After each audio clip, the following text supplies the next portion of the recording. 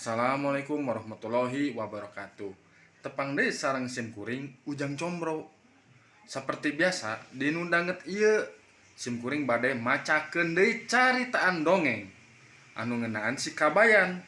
Nu pikeun janten judulna nyaeta Si Kabayan Ngalanangka.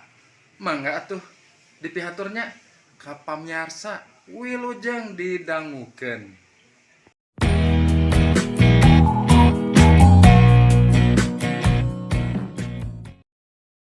Hiji mangsa si Kabayan dititah ngalanangka ku mitohana tea si Abah. Nukolot ngalanangka teh Kabayan, ceuk mitohana. Kencling we si Kabayan ka kebon, nyoren bedog rek ngalanangka. Barang nepi ka kebon, si Kabayan ulak ilik kana eta tangkal nangka teh. Geus kitu manggih nu geus kolot. Aya hiji tur katingali gede pisan. Tuluy wae manehna naek bari jeung ngayaprak lah di dinya di tangkal teh. Tuluy we diala. Tapi barang rek dipanggul kacida beratna. Wah, moal kaduga ieu mah mamawana, pikir si Kabayan teh. Tuluy nangka teh ku si Kabayan dipalitkeun ka walungan. Aduh, ni berat kieu. Geus we lah.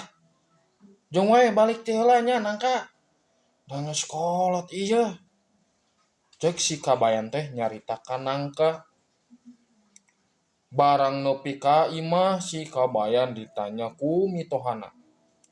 Kabayan, mana meunang teh ngalanangka teh? Meni eueuh katingalina. Meunang atuh Bah. Nya gede, nya kolot deui nangkana. Tembal si Kabayan. Cik mana atuh ayeuna nangkana, tembongkeun ka Abah.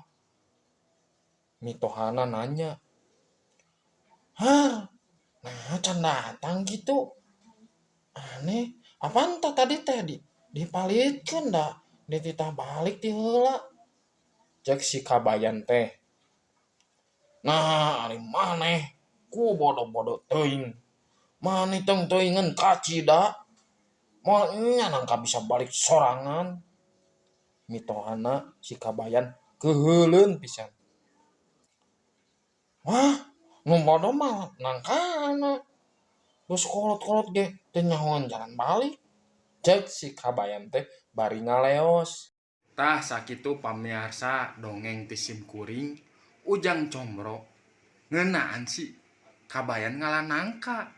Lumayan nya lucu caritana. Nya memang durasina pendek da caritana ge pendek.